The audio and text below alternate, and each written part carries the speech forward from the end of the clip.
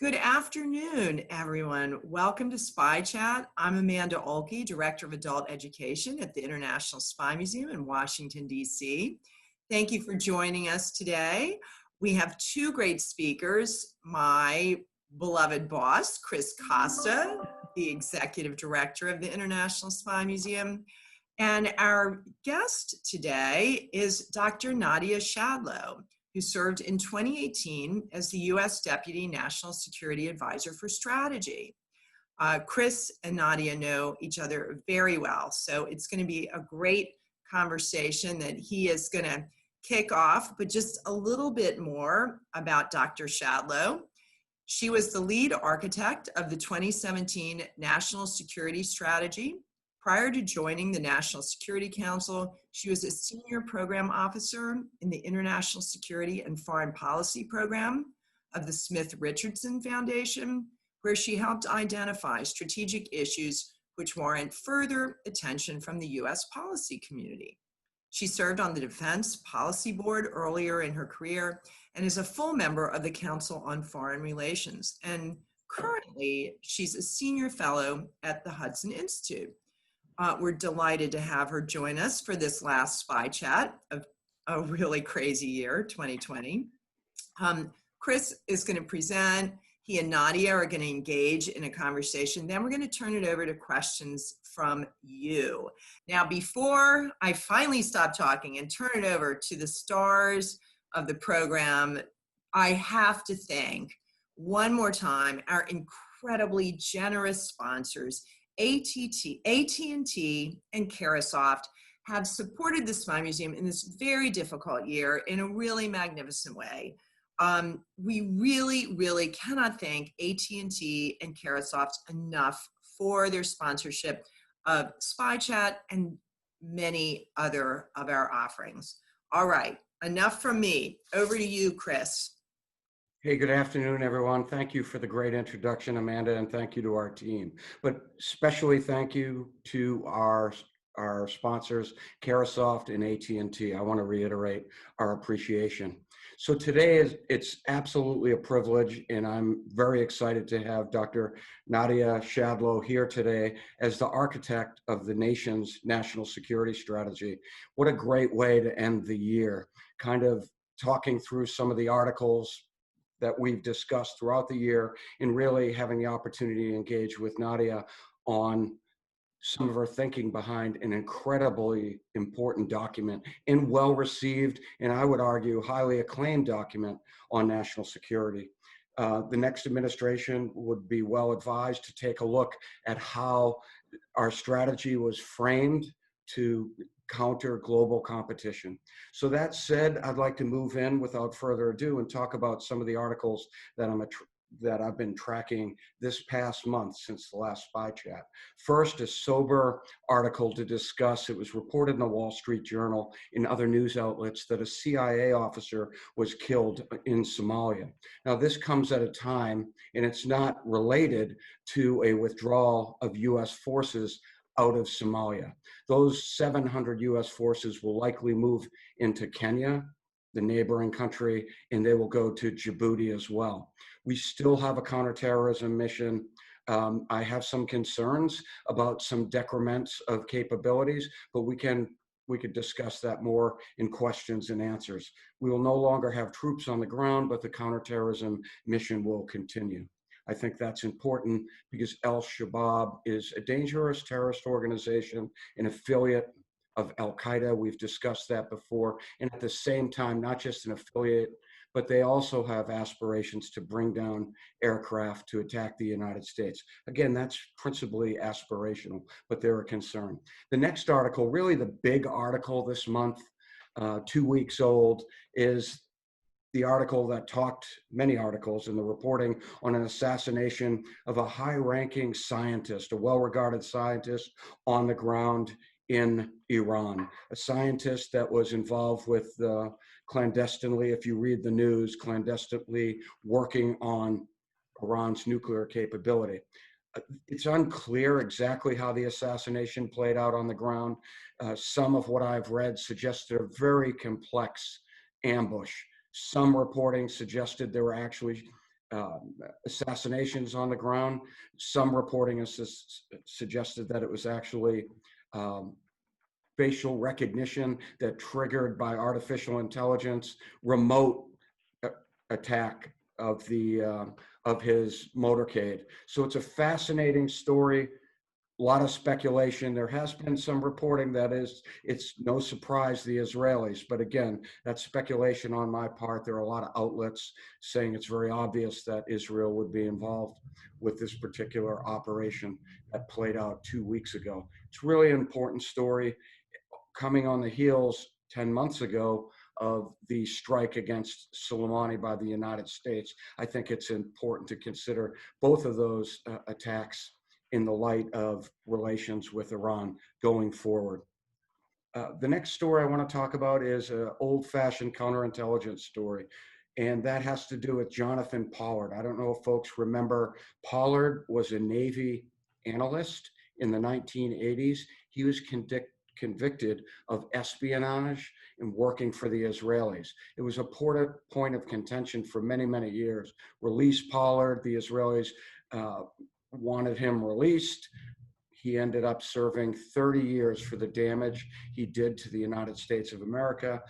He was recently released in 2015, I believe, and he served his time for his crimes, and now his probation is over. He may go back or go to Israel where he has citizenship. It's been a fascinating story. There were a lot of concerns about him over the years. Previous administrations had wrestled with the idea of letting him out early, and each time Department of Defense generally and the intelligence community weighed in on their significant concerns because of the compromises that he made. Also, over the year, we spent a lot of time talking about election interference, didn't we? Well, as it turned out, there was a lot of disinformation throughout the year on social media. Some of that disinformation was obviously tied to Russia, as it was tied to Iran and China. All of that said, what didn't happen in the week of our national elections, there were not wide-scale hackings and disruptions of the actual election sites. And some have argued that that should have been a big surprise, whereas a lot of the analysis suggests that Russia didn't need to really conduct very deliberate operations. A lot of their work was done in the previous years, and at the same time, Russia certainly didn't want more sanctions. And this is where I would have to also make an argument that the US intelligence community did a very good job, in some ways much more public than they did historically, of putting pressure on Russia with US Cyber Command, some statements that were made by General Nakasone at the National Security Agency. So it seems like our national security architecture here in the United States did a very good job of keeping our election sites safe. Transitioning to another story of an assassination that was just revealed in reporting in the last couple of weeks that really got my attention. For those of you who tuned in last month, Ali Safan talked about, interestingly, al-Masri, a former al-Qaeda planner. In fact, he was number 2 in the al-Qaeda hierarchy. He had been in Iran since circa 2003. And Ali Safan talked about how important he was as a potential successor someday in al-Qaeda's hierarchy. He was assassinated apparently last summer in August.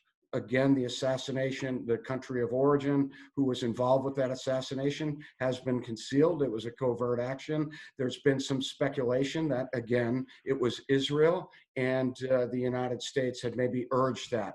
I don't know one way or another, but I would make the case that that's a significant setback again for al-Qaeda, another senior leader who was responsible for planning the East Africa attacks in 1998. Will no longer be involved with al-Qaeda planning, and he certainly is no longer present to work as a part of al-Qaeda as a senior leader. The other 2 stories I want to mention is related to hostages. The first story is a really good news story, particularly for Australia. 2 years ago, an Australian, also a Brit nationality, she was an academic that went to Iran and was arrested for espionage charges as she was trying to leave Iran after she attended an academic conference. This is pretty typical malign Iranian behavior. We've talked about it all year, a tool of the state of Iran, hostage taking. Again, she went to jail for 2 years. And the good news is she was released recently and she still is in quarantine back in Australia. The Australian government certainly isn't sharing any details of why she was released and the timing. The good news is she's not going to spend the 10 years she was expected to spend in Iran in prison for obvious trumped up espionage charges. And the other story we've talked about for some time, ironically, we're coming up on a year since a U.S. contractor by the name of Frerix was held hostage or taken hostage in Afghanistan and brought to a location unknown. But perhaps, much like the Coleman case, he is being held by the Haqqani network or organizations that have ties to the Haqqani network in Pakistan. There's been some op-eds from the family pressing the administration to ensure that Frerix is not left behind.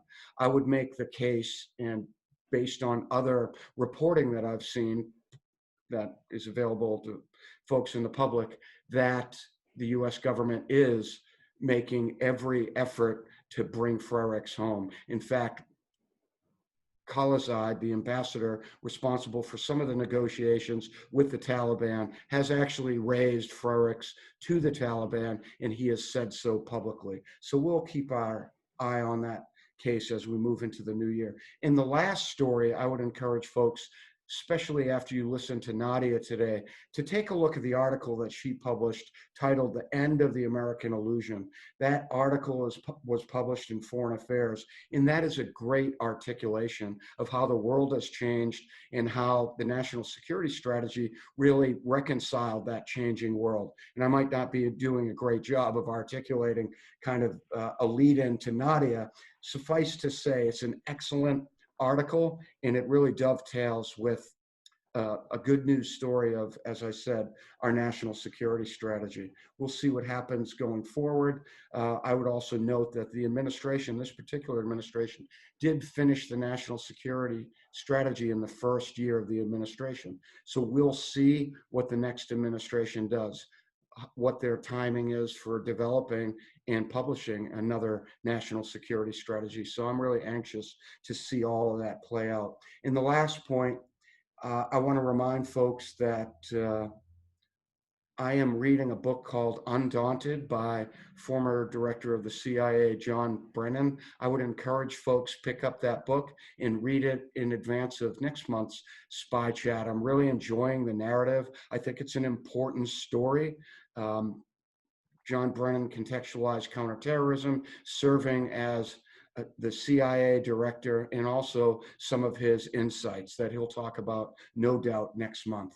So we're really excited about that. So I will turn it over to Nadia for a couple comments, and then we'll take questions and answers after a bit of a back and forth. Thanks so much, Chris. It's really a pleasure to be here this afternoon on Spy Chat. And it's great to see you again. I miss the days when we were working together, and I used to wander down the hallway of the old executive office building to Chris's office, which was the counterterrorism office. And I'd have to knock on the door because you had the secret code, right? Which, you don't want just anyone walking into the counterterrorism office. And his colleagues would let me in, and it was a remarkably jovial group of people, considering that you were dealing with some of the worst people on earth, externally, people killing civilians, beheading them, imprisoning them in the name of jihadism. So it was great to work with you, and I learned a lot from your team, and lucky to still be in touch with you and to have met all your colleagues at the International Spy Museum. So let's see. You had quite a rundown of articles, Chris. Not all really qualify as being part of Christmas cheer, I would say. But I think what I was thinking about was that as you were talking about some of these specific articles and specific developments, what's interesting is to maybe talk about how they illustrate some problem sets that we're still facing, right? So Somalia, what's happening there today, the death of the CIA officer. Um, what does that mean? That means that the jihadists are still out there, right? Radical Islamism is still a problem. These violent jihadi groups are still out there, causing problems in the rest of the world. Some people have argued that because we have put so much pressure on ISIS and other groups in the Middle East, that they have actually sort of moved geographically to or become more prominent in parts of Africa, so that's something I'd like to talk about with you a little bit. I think it also illustrates the relationship between America's forward presence, that is, how many troops we need to have abroad in a particular place to be on the front lines of fighting this type of terrorism. It also illustrates the problem of how you do this. Do you train local security forces to fight these groups? And how do you do that? What are the best methods and approaches to doing that? So that's what the Somalia story tells me a little bit. I think on Iran, there are a lot of sub-stories going on. The assassination of the nuclear physicist tells us that the Iranians have been developing nuclear weapons, or trying to, for over 2 decades. If you read a little bit more about the individual who was killed, you see that he actually was associated and involved with the Iran's nuclear program early on, early 2000s, I think. Right. So he had been a person of interest for a long time. I think it also tells us, the second Iran story tells us a little bit about the relationship between Iran and Al-Qaeda and these violent Sunni groups, right? So for many years, the common sort of wisdom out there accepted was that the Iranians who are Shiites would not cooperate with the Sunnis. But no, in fact, we have seen that Iran has harbored many top leaders of Al-Qaeda for many, many years. And so that second story tells us a little bit about that relationship. And third, I think the Iran story also tells us about technology, right? About how technology is used in all different ways. I don't have any insider knowledge about what actually happened, but having read the same reports you did, Chris, it does tell us something about how technology is used, how AI is used today, how it is affecting our operations in many, many ways. And we can talk about that later too. And finally, on the disinformation story on Russia and what happened, what didn't happen in this election. And I think it brings up the bigger problem of information operations overall. We've spent so much time in this country looking at how America has been a target of disinformation or misinformation. I think it's also interesting to flip it and think about, what are information operations? What are we doing externally? What are opportunities there to shed light on some of the problematic things happening in many countries around the world?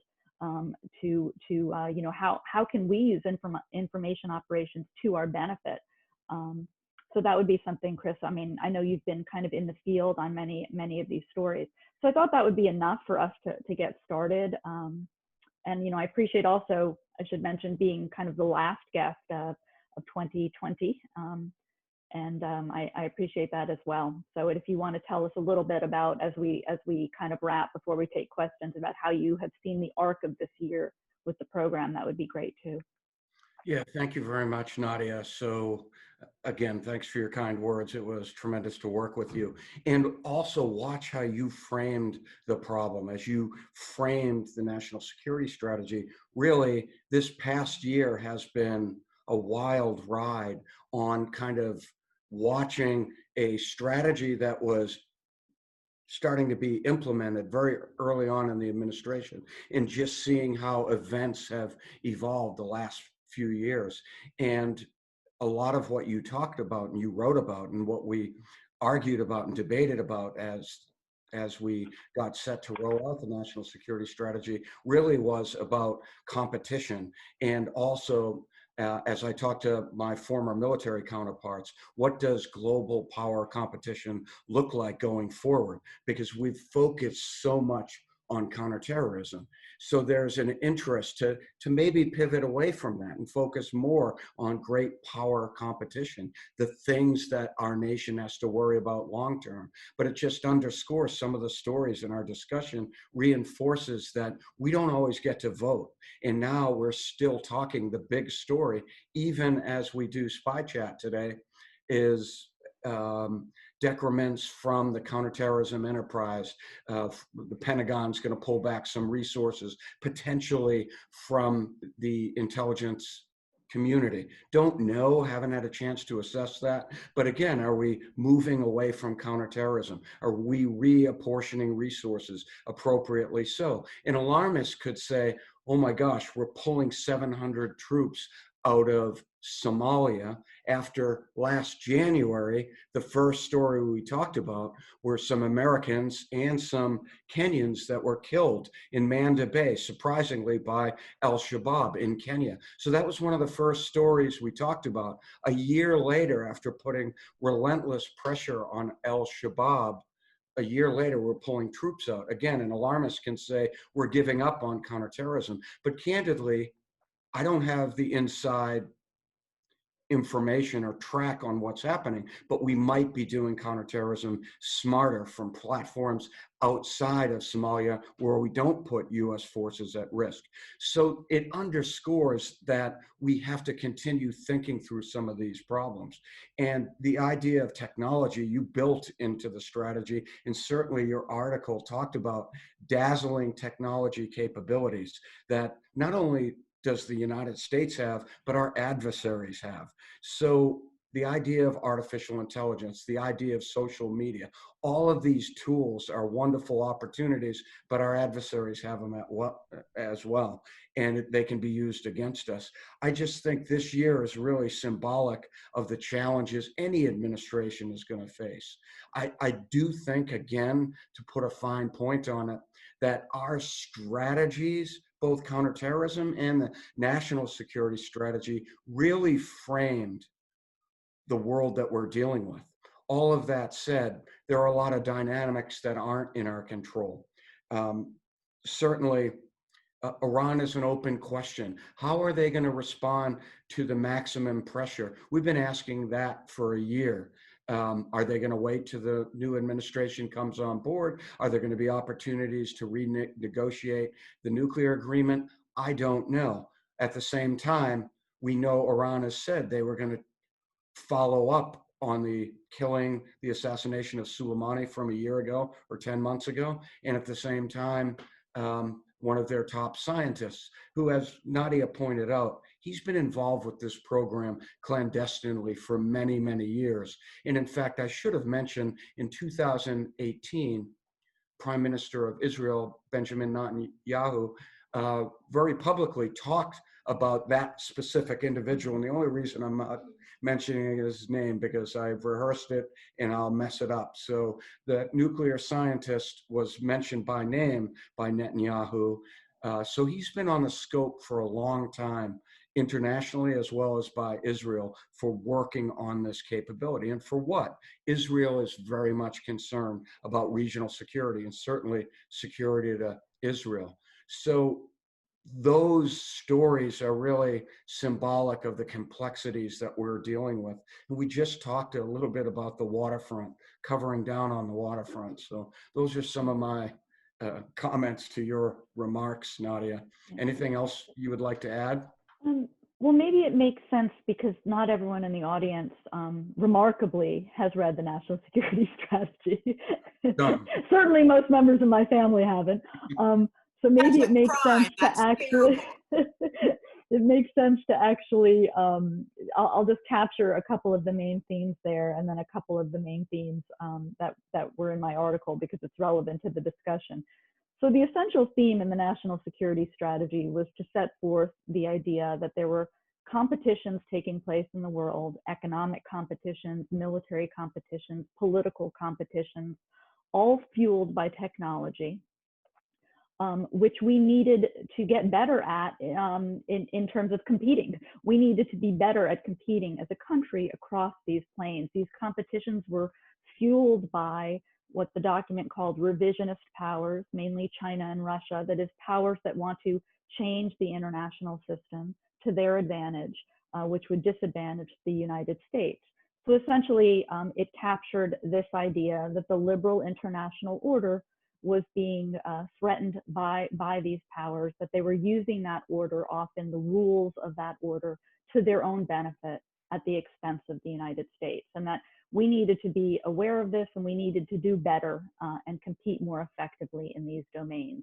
So technology, as I mentioned, plays a big role because it affects all of those domains, right? We see how technology has had an impact on our democracies and the way that information is used on information platforms. Technology has changed the way our military operates, right? Technology obviously has a huge impact on our economy because of data and the way that data flows and 5G.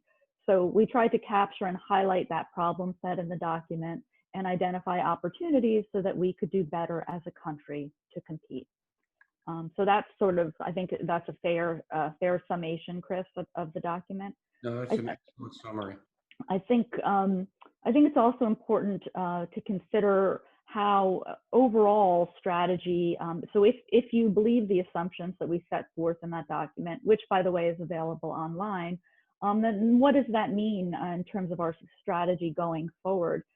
It means that strategy is never ending, right? That these competitions are going to go on for quite some time, and we need to sustain them over time as well. And to do that, Americans need to understand what is at stake, because strategy doesn't just end at a particular point, right? We have this tendency to want to say, well, here's the end state, it's done, move on. That doesn't really happen, right? There's a constant quest in geopolitics for dominance. So essentially, geopolitics is eternal. Countries have their interests. There's a pushback. There's a dialectic. When you do one thing, your opponent or adversary or competitor will do another. Many of you in the business community understand that. But it's important overall to understand that there's always this continual dynamic associated with strategy. It's competitive, it's continuous, and it's comprehensive, right? So across all the fronts that I just described. So those are some of the thoughts that that went into the 2017 National Security Strategy. And going forward, we'll have to see, what the new strategy looks like. But hopefully, I think that the diagnosis of that problem set will remain. I think there's bipartisan support for that. Excellent, Nadia. I think that's a great summary for people tuning in today. So I think we should probably take questions and answers. I'm sure there are a lot of them.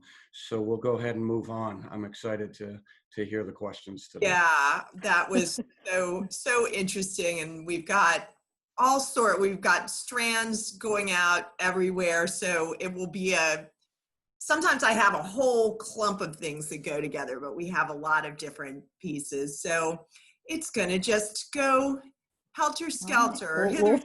We'll see. So we have a question about former Green Beret Peter Devens and how much damage he did and why he wasn't discovered sooner, if you have any comments on that. So, Chris, probably you're in the lead on that one. Yeah. Thanks, Nadia. I remember that story because I obviously talked about it several months ago. So how much damage he did is unclear to me. I haven't seen the damage assessment, but as I remember the story, and for our audience, and I'm doing this extemporaneously, so bear with me, I believe he was recruited in the late 1990s, and he was encouraged by his handlers, his recruiters, the Russians, right? We talk about competition in espionage. This case was alarming because he ultimately was encouraged to become a special forces officer, which he did at the urging of his Russian handlers. So he bridged from the late 1990s, as I recall, to a post 9/11 world and spent many, many years as a source for the Russian FSB. So the fact that they were able to recruit him is significant. The fact that a special forces, a former Green Beret, was recruited was shocking to people in the community, but it shouldn't be too shocking, right? When you think about the wide swath of espionage throughout history. I think also that the information that he was ultimately caught providing, I think was information that was specific to working in a foreign embassy as a special forces officer, and that in and unto itself might not have been significantly damaging. So it's unclear. I think what's important to remind everyone is espionage is universal. All countries suffer from the insider threat. We talk about the insider threat frequently here at the Spy Museum. Everyone from Aldrich Ames to the FBI, Hansen, it goes on and on. So we shouldn't be too surprised, but he did obviously damage the country. And we didn't find out that he had committed espionage till after he had left the service years later. He actually was put out of the Army early on because he wasn't doing a tremendous job. Probably no surprise. Another indicator sometimes that somebody, it might be off, right? So that's how I'd address that question. Thank you. You tested me, my memory. I know, I know. So there'll be more quizzes as we go on. This is a very fascinating question. Is there a sense that the recent Middle East, North Africa countries, that region, normalizing relations with Israel could lead to an uptick in violence aimed at those governments by terrorist groups, including state-backed groups like Hezbollah and others? I think that is an interesting question. I mean, in a general way, I would say yes, it's a good question. I mean, terrorists always operate asymmetrically, right? That's their specialty. They want to use their, they want to use their, they approach a sort of, instead of attacking directly, they like to attack indirectly. And so this would be a way where they could try to create dissension for political support for these new agreements, asymmetrically. So I think it is a good question, and I think it's probably a possibility. Chris, do you agree? I do agree. Where there's opportunity for diplomatic entree and for the goodness of diplomacy, the underside of all of that are the spoilers, right? The terrorist organizations that aren't part of those discussions for obvious reasons. I just want to comment that just while we were talking today, I saw an article that Morocco and Israel are going to establish diplomatic relations. I really do believe what's happening in the Middle East is very significant. The idea of Bahrain and the possibility that Saudi Arabia might be having some kind of talks secretly with Israel. Whether that's true or not, I'm not sure, but there has been a lot of reporting on that. I think that is a good trajectory. And I think that there are great possibilities. At the same time, where there are possibilities like Nadia has offered, there are going to be some vulnerabilities too, because others don't want to see peace in the Middle East. In one country might be Iran in particular, that might be feeling very threatened by those kinds of overtures. So again, all of these things, as Nadia pointed out, they're interrelated. There's a cause and effect. Right. Yeah, I agree. Just to add, we're seeing the building blocks now of what is likely to be a new status quo in the Middle East, a positive new status quo that will offer stability and opportunities going forward. And so these spoilers, from their perspective, they have an incentive to try to reduce the power of that. So now we have a couple questions I'm going to put in the meta basket because they're about Spy Chat or about you two. How in the jobs that you have had, this doesn't count working at the Spy Museum, Chris, how do you remain neutral in jobs when you're dealing with, perhaps both parties or people with very different viewpoints, and how do you remain neutral? So I'll offer this. I'll go first. First of all, thanks for the question.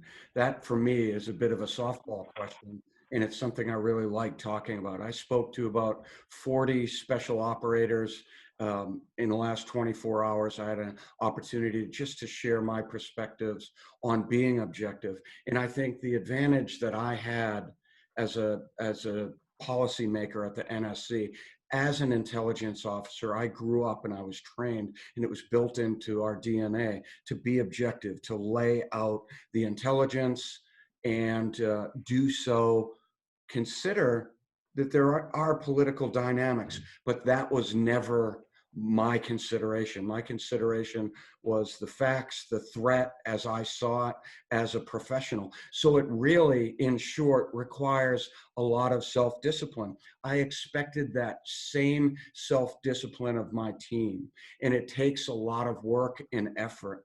But I think as a career intelligence officer, I had an incredible advantage to some of my immediate colleagues, and I'm not talking about Nadia, some people like me that were working the very, in some cases, siloed issues that we were working on.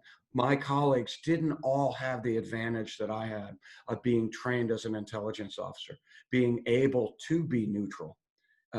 So it takes a lot of self-discipline. It takes a lot of practice. It took a lot of self-study to understand what it means to be an intelligence officer. And then, of course, as a policymaker, you offer the best policy informed by intelligence, but at the same time, you might have to embrace political considerations when you're talking to the seniors you're talking to, because they certainly are going to consider political factors. It's all a part of the fabric of policy making. So thanks for the question. I actually would offer maybe a different perspective because I'm not a former, not a former military officer. So I'm not sure I'm not sure what if this is the disadvantage of Zoom, because if we were there in person, I could ask exactly what you mean by neutral, in the sense that strategy is inherently political in nature. There's a famous strategist who unfortunately passed away this year, Colin Gray, very well known to many in academia and the world of strategy. And he made this point about strategy being inherently political in nature. Now, there's a difference between politics and partisanship, but we live in a democracy where every 4 years a new president is elected, or a president is elected, and it's the will of the people that says we are interested in different policies or a continuation of existing policies. And there are different perspectives, and they're legitimately different perspectives. So I think it's more that you have to, as Chris said, in presenting options, you need to listen to others and truly listen. You need to have empathy and understand what the other arguments are and why they're being made. You need to seek to build coalitions, right? Which Washington, unfortunately, has been pretty terrible at doing over the past, over time. I think this has become less and less of an art, of the art of coalition building, which is very important. But in the end, you often will be required to make choices, which will not be politically popular all of the time. But based on your best judgment, based on the information you have, based on really reaching out and listening to experts and people that have followed a particular problem set for a long, long time, you make a judgment. So I'm not sure that that's neutral, but it's fair. So there's a sort of a difference. So I'm not sure that I personally am neutral. I believe strongly about certain issues, but I've come to those beliefs from years of study, and I also make sure that I always question them and seek new information, right? A big problem, I think, with people in the policy world is that they just seek out the same sources of information and reinforce their pre-existing sets of beliefs.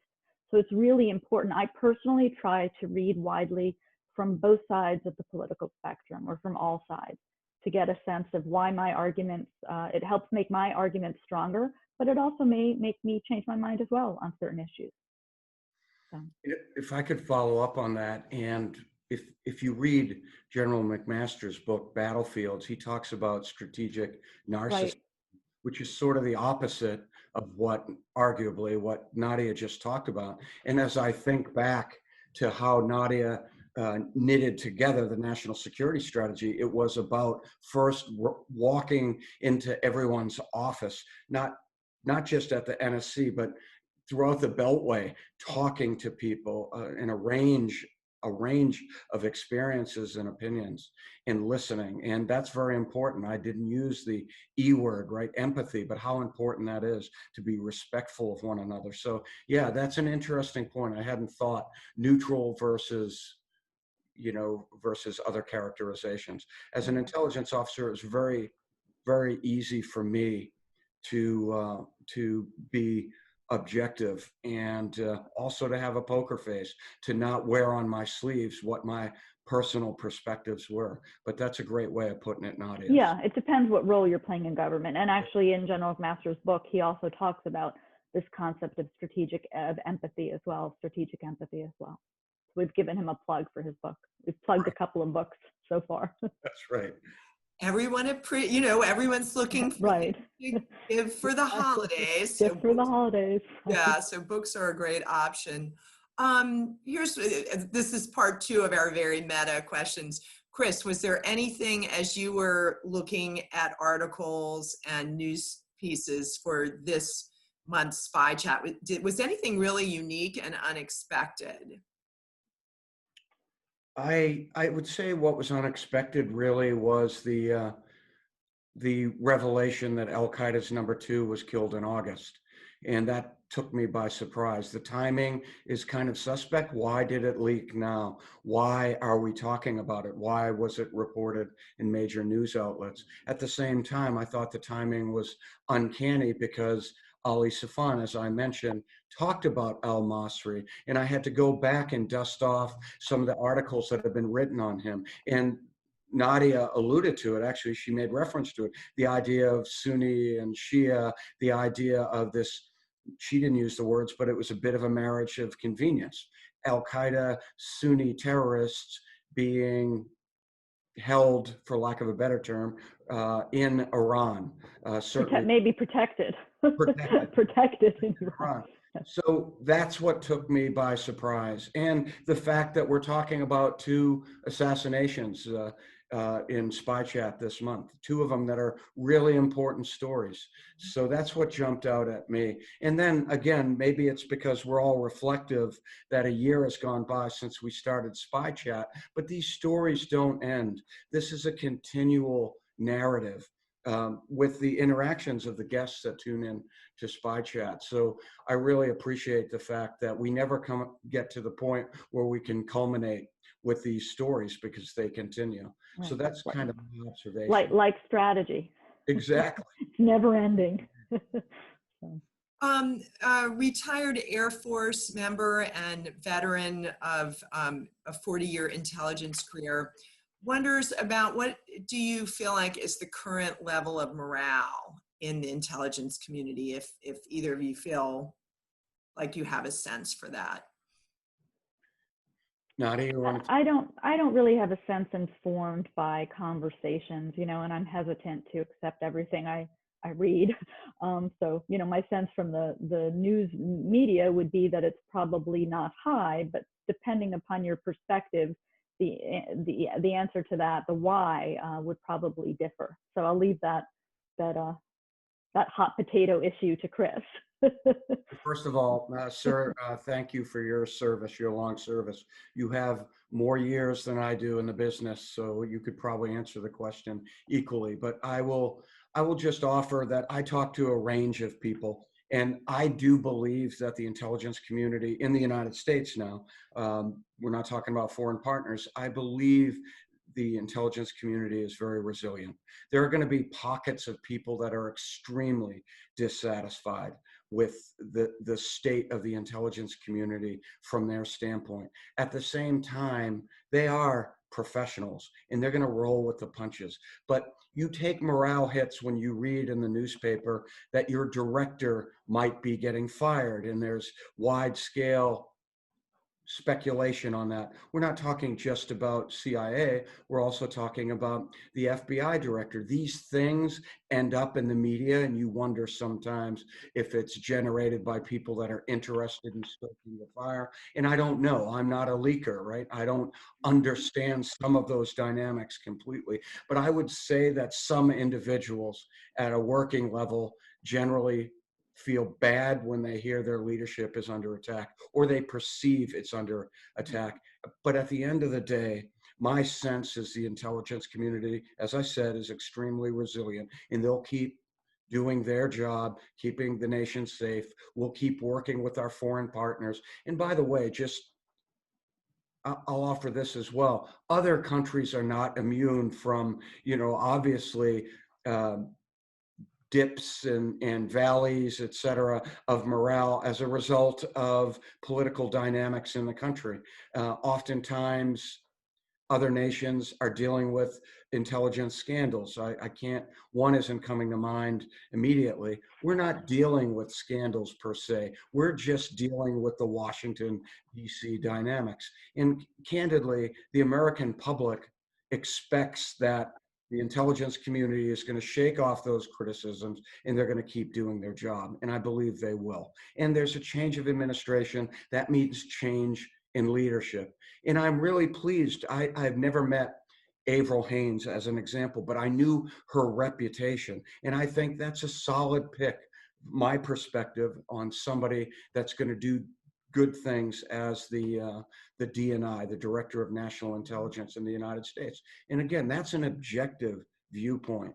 So I think there's going to be some healthy change, and some people are not going to be satisfied. But at the end of the day, intelligence community professionals are expected to do their job, regardless of political change. I just wanted to raise, this is not a direct answer to the question, but it's just a point because we've talked about intelligence a lot in this program. There's an excellent article by a friend of mine, Anthony Vinci. He wrote an article a few months ago called The Revolution in Intelligence Affairs. So we've talked a lot about the human elements of intelligence on this program, but his argument is that intelligence is going to radically change in the future because of AI and machine learning. So he presents a very interesting discussion of how it will essentially become more and more about machines collecting on machines. Not obviously humans are still in the loop, but it is an interesting topic, maybe an idea for a future topic. But I think since we've been talking a lot about intelligence on this program, I wanted to raise that if listeners are interested. I got a feeling honey traps won't work as well with machines, gathering intelligence on machines. Probably not, but we'll still have them. Yeah, but that is fascinating. Well, what about, shifting gears, what about the horrifying acoustic attacks on intelligence officers suffering from these directed attacks? Any comment on those? Who you think is behind them? How can people protect themselves? I mean, we were, this was unfolding when I was on the National Security Council. We were right in the middle of it was all happening at that time. I don't know that a definitive answer in the end existed on, there were theories about what was happening, but Chris was really much more in the middle of it directly, as I recall. So I do not know who is behind it. So this is speculation and analysis, right? I've read a series of articles, and we've talked about this in the past at Spy Chat. We know that there's some kind of microwave attack. Who would be interested in disrupting intelligence operations overseas? It would be our adversaries. Where have these operations played out, or where have these attacks occurred? They've occurred at some sites in China, but mostly it happened in Havana and it happened in Moscow, according to former CIA officers and State Department officials. So you just look at who would benefit most of disrupting intelligence operations. Who would benefit the most? Well, the Cubans certainly could, but why Cuba? Because they're arguably, they've had a long time relationship with Russia. So the common denominator, in my opinion, would be malign Russian behavior. And it is not inconsistent with how the Russians acted throughout the Cold War. There are other experiments with microwaves done by Russia and candidly done by Western countries as well. So again, speculation. I have no inside track.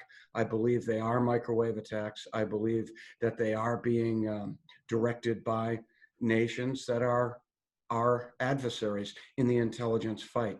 Remember, during the Cold War, the last point, intelligence officers would get beat up and roughed up. Normally, they wouldn't be killed. They wouldn't be put in a trunk and kidnapped and brought, into East Berlin. Generally, intelligence officers, but they certainly would be roughed up in places. They certainly would be harassed. I think this is another form of harassment, although it seems to have caused more long-term damage than maybe was intended. I don't know. Again, speculation, but there have been characteristics of what looks like a significant, brain damage to some of these individuals.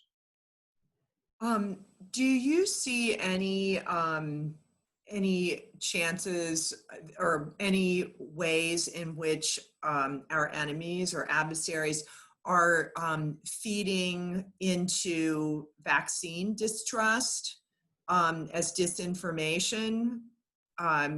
Is anybody seeing any examples of that happening yet? I mean, I've just seen newspaper reports suggesting that is happening. Again, it wouldn't surprise me, as these are just different ways to sow distrust.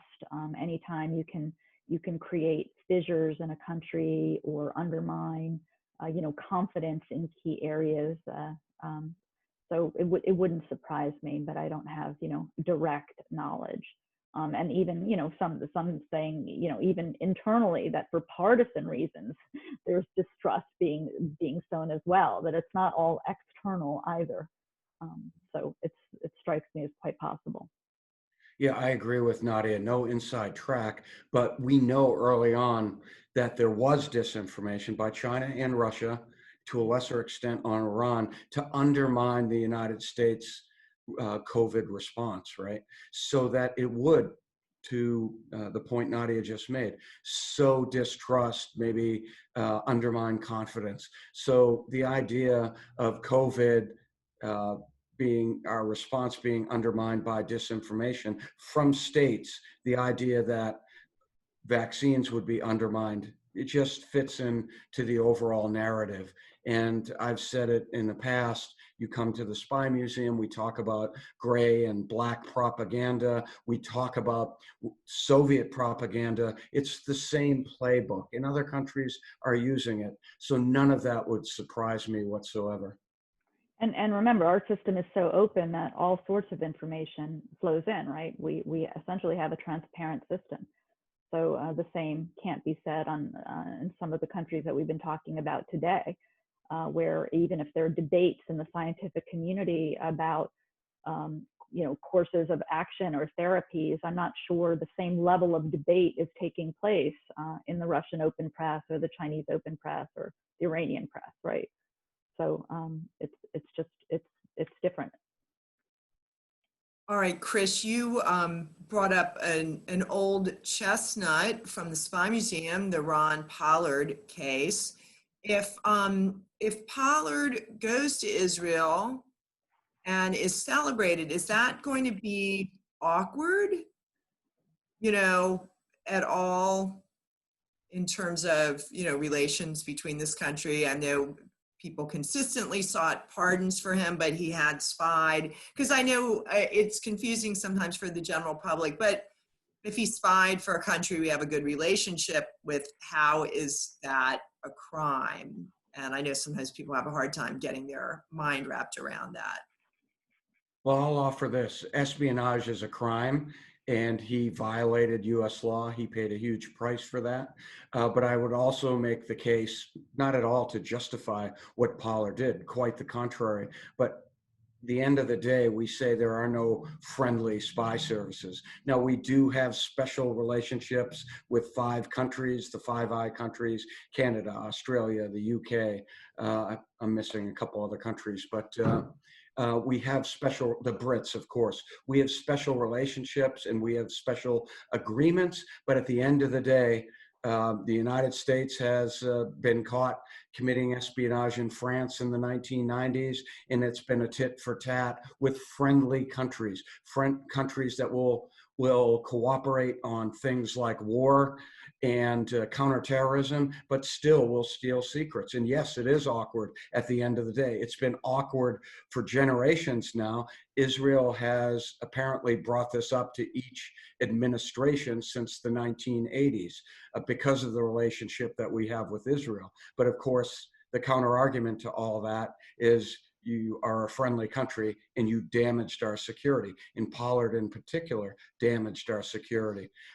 That said, he was given citizenship in absentia by Israel several years ago, and now he will just have the opportunity to make the decision, freed from his probation, whether he's going to go to Israel or not. That's a personal decision. He did serve his time. He did damage U.S. national security. It is awkward when friends get caught spying on friends, but as a pragmatist and somebody who's been in the business, I can understand that dynamic. So that's kind of my take on the Pollard story. But it is nice to have a 1980s story pop up every now and then. Yeah. You weren't even born in the 80s, were you? Yeah, right. That's the nicest thing you've ever said to me, Chris. No, it's not. Nadia, might seem odd, but usually we have a young person watching or more than one, and want to know, how did you get into your career path? Well, essentially, I would say serendipity, right? So today, everything is very well thought out, it seems, by younger people today. But essentially, I studied international relations really in college. I actually studied Russian, or tried to. I was never very good at it, but that's how I originally kind of became interested in this field. And I followed at that time the Cold War and worked on arms control related issues and nuclear deterrence issues, and then worked on issues related to Ukraine. And so I sort of began it that way, and then shifted a little bit more to a U.S. defense policy framework, kind of understanding. I did a PhD and worked on a topic that ended up becoming a book, War and the Art of Governance. So I guess now I'm plugging my own book. That's okay. We dropped it in the chat. It's not, it's not exactly a under the Christmas tree book. I'm not sure, but feel free to purchase it. But it's a book that essentially looked at the U.S. Army's role in political and economic stabilization during wartime. And I began it actually well before Iraq, which tells you how long I was working on this. So, but it ended up becoming more relevant as Iraq and Afghanistan unfolded, because the lessons that I was looking at ended up, unfortunately, sort of being still relevant to both of those conflicts. So that's in a nutshell. But great. Well, I thank you both for a really wide-ranging spy chat. I think we covered a lot of different ground. I think we honored our year of spy chats pretty well. And we will have more spy chats next year and other programs. So I want to encourage everybody watching, check our website. We'll have programs going up in January, and we'll love seeing you there again. We're not out of this pandemic yet, but I think I can see some light at the end of the tunnel. And so we'll be here for you next year. We can't thank AT&T and Carahsoft enough for letting us be here today. Really, it's just been a pleasure to meet such amazing people and give our audience the chance to ask people like Nadia and Chris direct questions. So thank you, everyone.